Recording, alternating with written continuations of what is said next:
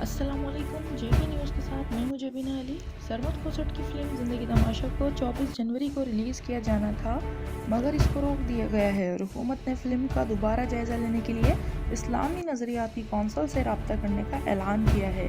Film کے director Sarmad cost کو اس film کے پرومو کے بعد سے مسلسل دھمکیاں مل رہی ہیں، حالانکہ فلم نے سینسر کے سارے مرحلے طے کر لیے تھے۔ سرمد کوسٹ کا کہنا ہے کہ اس فلم کو معاشرے میں بہتری لانے کے لیے بنایا گیا ہے اور کچھ لوگ یہ افواہیں پھیلا رہے ہیں کہ اس سے کسی کے مذہبی جذبات مجروح ہوں گے، حالانکہ ابھی خود فلم انہوں نے دیکھی نہیں۔ یہ فلم فیملی فلم ہے اور اس میں ایسا کچھ بھی نہیں ہے کہ پابندی لگائی جائے۔ تحریک لبیک پاکستان بے جا مخالفت کر رہی ہے، پاکستان میں خوشحالی چاہتے ہیں اور ٹیلنٹ اور آرٹ ہی کی بدولت اپنے ملک کا نام دنیا میں روشن کرنا چاہتے ہیں۔ صدر ورلڈ اکنامک فورم بھی عمران خان کے معترف۔